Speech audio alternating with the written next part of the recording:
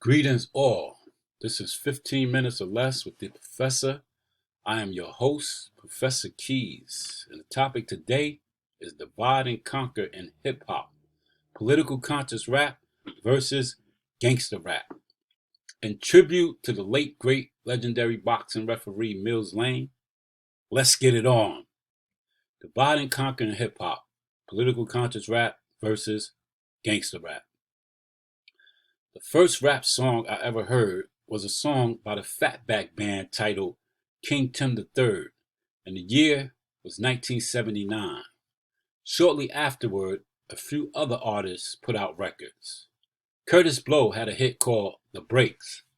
The Sugar Hill Gang had a hit called Rapper's Delight. And Grandmaster Flash and the Furious Five had a hit titled The Message.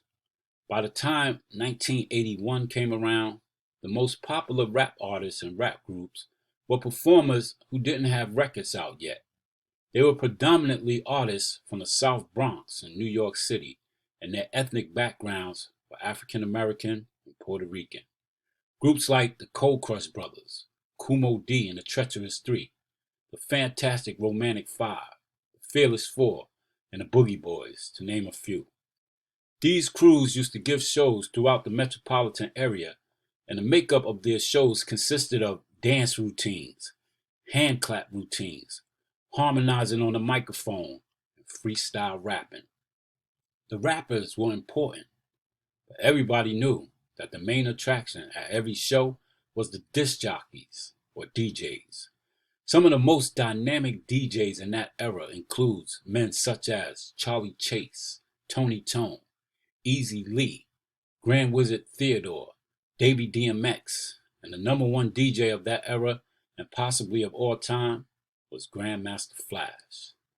Other notable DJs from places outside of the South Bronx include Staten Island's DJ Dr. Rock of the Force MC's crew, and Uptown Harlem's DJ Master Don.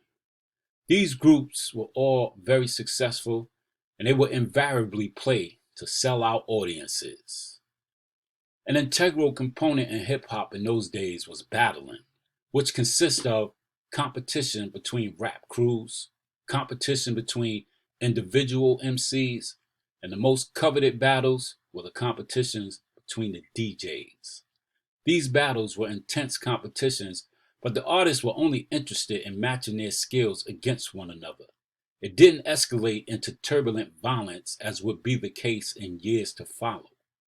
These rappers' lyrical content was mainly comprised of bragging and boasting about their skills as MCs, and their battle rhymes was more the same, with the inclusion of attempts to ridicule their respective opponents.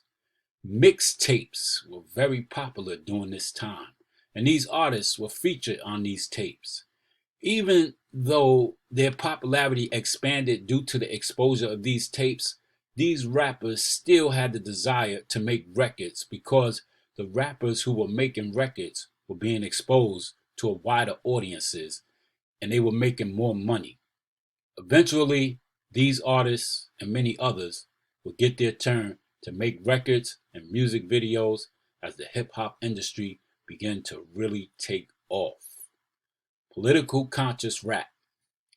As the record company executives realized the lucrative financial potential of hip hop, they indiscriminately provided opportunities for all of the best available rap artists. Consequently, political conscious rap artists the likes of Public Enemy, X-Clan, KRS-One, Poor Righteous Teacher and Chub Rock, J. Rue the Damager, Brand Nubian, the Jungle Brothers, and Big Daddy Kane exploded on the scene. These artists began to make hit records, and they were also making music videos that were receiving major airtime. The significance of these artists having access to mainstream airplay and especially to video exposure is explained in this quote from Dr. Amos Wilson in his book, African-Centered Consciousness versus the New World Order, Garveyism in the Age of Globalism.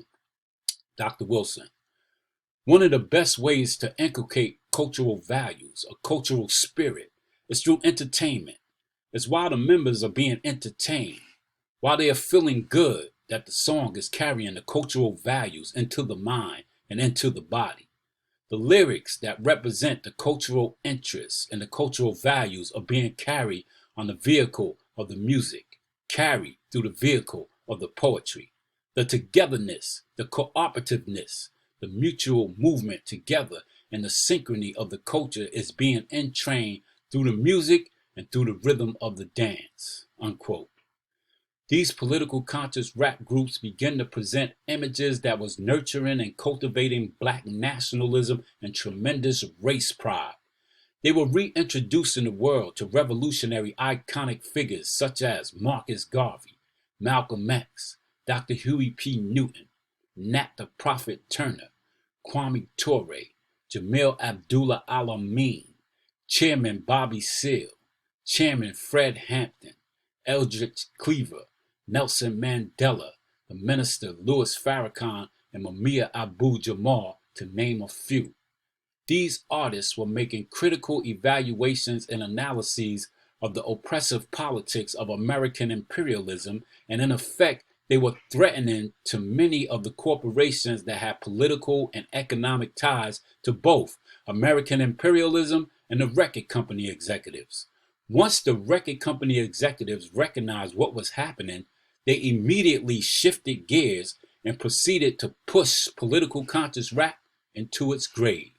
Also, there were reports that the record company executives had purchased stock in corporate prisons, and this influenced them to use rap as a tool to promote crime, which would be conducive to creating prisoners.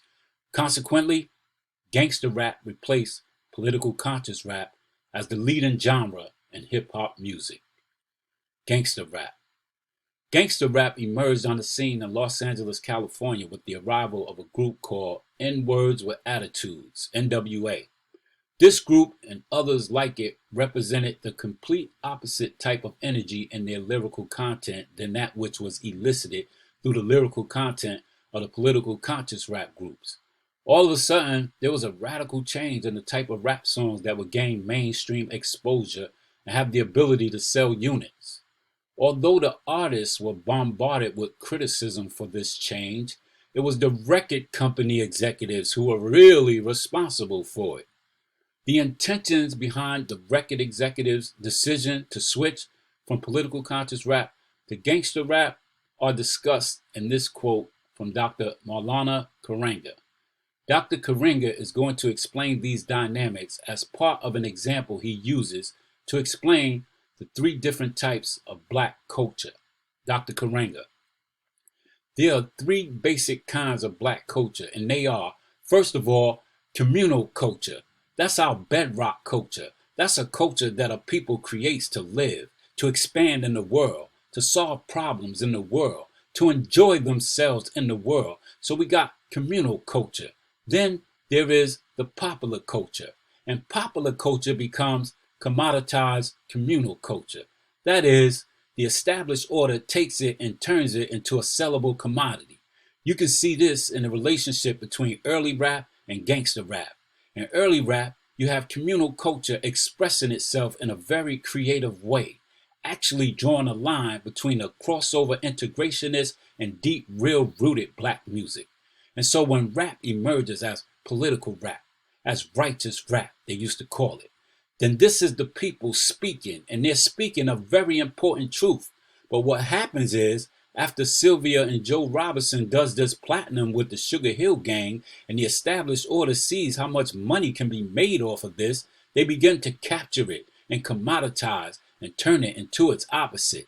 Instead of a music of freedom, it becomes a music of unfreedom, in which what?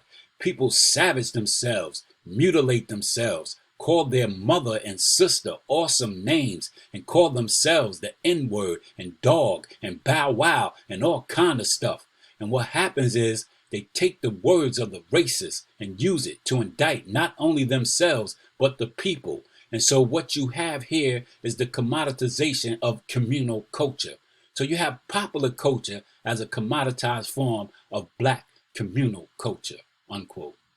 The third type of culture that Karenga explains is the type of culture that was most prevalent in the lyrical content of the political conscious rap groups. Karinga continues.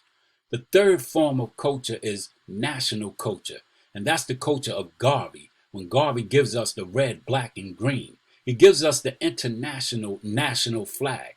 Also, national culture is the Black National Anthem by James Weldon Johnson. Kwanzaa is national culture. So those things that are self-consciously created to will us into a nation so that we are self-conscious, so that we have a collective vocation or to assert ourselves and understand ourselves in ever enrich and expanding ways, unquote. Tupac Shakur was one of the most famous gangster rap artists of all time, and he became synonymous with the term thug life. However, Tupac and most of the other gangster rap artists were obviously men of conscience. This was evident in the songs that they had on their albums that never received airplay due to the exploitation of the record company executives.